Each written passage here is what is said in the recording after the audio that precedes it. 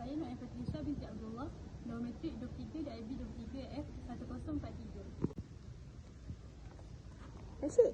Ya. Nama saya Muhammad Abdul Rashid bin Fauzi. Nombor matrik 23 DIB 23F 1015. Assalamualaikum dan salam sejahtera. Nama saya Ibn Abbas bin Muhammad. Nombor matrik 23 DIB 23F 1052. Kerajaan menafikan bersikap Islamis atau cuba menerapkan konsep Islam secara lebih kukuh dalam pentadbiran apabila memperluaskan peranan Jabatan Kemajuan Islam Malaysia atau JAKIM ke kementerian lain di negara ini. Perdana Menteri Datuk Seri Anwar Ibrahim berkata tuduhan yang dilemparkan segelintir orang bukan Islam itu menunjukkan mereka tidak faham kepentingan mendidik umat Islam mengenai konsep Islam sebenar. Jelasnya jika umat Islam tidak mendapat kefahaman dalam ajaran Islam yang tepat adalah dibimbangi berlaku pertembungan antara masyarakat di negara ini yang lebih serius pada masa hadapan. Beliau berkata demikian ketika berucap pada majlis sambutan Jubli Intan Sekolah Menengah Agama atau SMA Nada Hasanah Melele Kodiang. Hadir bersama Menteri Pendidikan Fadlina Siddiq, Menteri di Jabatan Perdana Menteri Hal Ehwal Agama Datuk Dr. Muhammad Naim Mokhtar dan Pengetua SMA Nada Hasanah Syed Muhammad Jamil Sadaki Tajuddin. Mengulas lanjut, Anwar turut menepis dakwaan mengatakan beliau cuba membawa konsep Islam secara berlebihan, malah ia dapat dibuktikan apabila kabinetnya tidak mendapat tentangan pemimpin bukan Islam lain.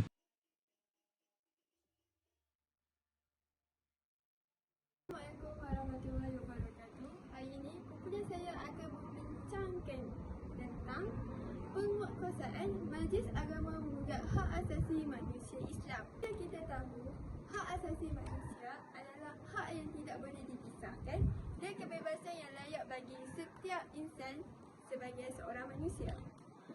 Hak tersebut menjamin maruah dan harga diri insan manusia seperti menggalakkan kebaikan insani. Hak asasi manusia berbentuk sejagat dan tidak boleh dipisahkan dan saling bergantung. Asas bagi setiap hak asasi manusia ialah kefahaman bahawa setiap insan manusia mempunyai maruah dan harga diri.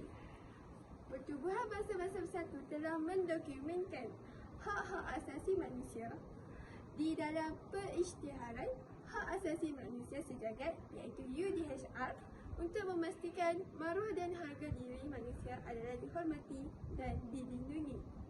Kepada Amira, saya akan sambung kita punya agenda pada hari ini ialah motif majlis agama Islam untuk menguatkan untuk menjaga asasi manusia. Sebenarnya kita tahu ini sebagai umat Islam kita mempelajari kita punya kejadian manusia sendiri. Kita tahu manusia ni mempunyai hawa nafsu yang tinggi, tapi hawa nafsu tu kita harus dibimbing dengan agama supaya kita tidak lari daripada ajaran yang sebenarnya dan tidak membawa kepada kemungkaran.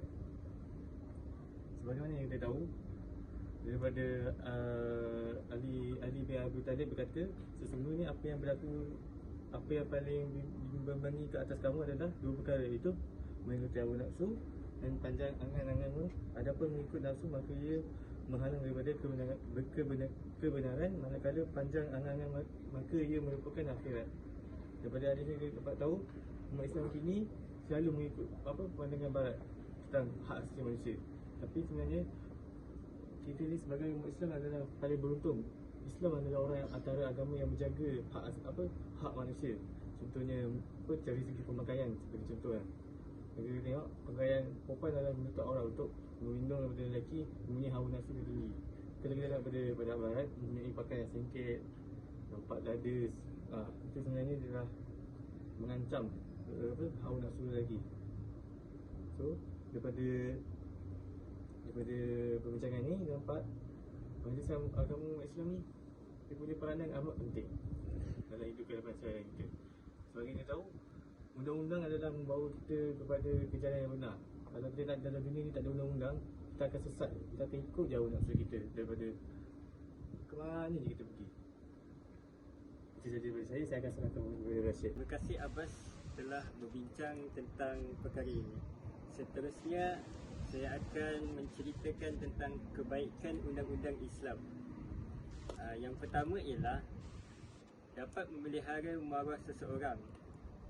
Hal ini kerana maruah ini ramai orang yang menganggap remeh tentang perkara ini, terutama pada golongan wanita. Kita ambil contoh daripada media sosial seperti TikTok dan IG. Saya melihat ramai perempuan yang tidak tahu malu merakam diri mereka lalu mempost video mereka dekat sana sambil menari. Dan itu dapat juga mengurangkan perzinaan yang berlaku terutamanya pada golongan muda. Golongan ini tidak boleh berfikir matang dan juga mereka mudah terpengaruh dengan persekitaran.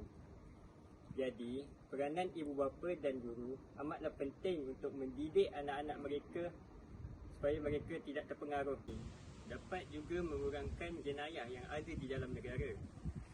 Hal ini kerana terdapat undang-undang Islam iaitu di mana mereka yang didapati bersalah akan dijatuhi hukuman iaitu hudud dan qisas. Hudud ni ialah peraturan hukuman yang ditetapkan oleh Allah.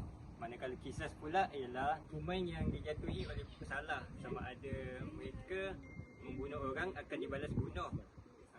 Macam gitulah.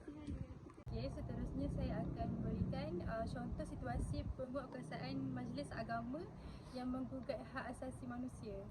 Okey, seperti contoh yang kita boleh lihat pada zaman sekarang, seperti anak muda yang mempunyai hubungan tetapi mereka belum berkahwin atau lebih dikenali sebagai berkapal. Okay, mereka lebih gemar memilih tempat yang sunyi ketika mereka berjumpa. Kebanyakan antara mereka berjumpa kerana ingin melakukan maksiat dan mereka ingin melarikan diri daripada majlis agama Islam kerana mereka berfikiran bahawa majlis agama Islam ni mengganggu peribadi mereka dan menggugak hak asasi mereka. Sedangkan dalam Islam sendiri menuntut kita untuk menjaga batas pergaulan antara lelaki dan wanita yang bukan mahram. Dan Al-Quran juga ada menyebut bahawa jangan mendekati zina seperti surah Al-Isra ayat 33 yang berbunyi A'udzubillahi minasyaitonirrajim wala taqrabuz zina innahu kana fahishatan wa sa'a sabila. Kesimpulannya, majlis agama ini tidak salah di sisi undang-undang. Mereka hanya menjalankan tugas mereka sahaja. Jika pihak majlis agama tidak melakukan tugas mereka, maka akhlak umat Islam makin teruk kerana terpesong dari ajaran-ajaran barat. Oleh itu, kita sebagai umat Islam hendaklah menyokong apa sahaja yang dilakukan oleh pihak majlis agama Islam agar generasi yang akan datang tidak mudah lalai dan sentiasa peka terhadap perkara yang bercanggah dengan agama. Sekian sahaja daripada kami. Sekian, terima kasih.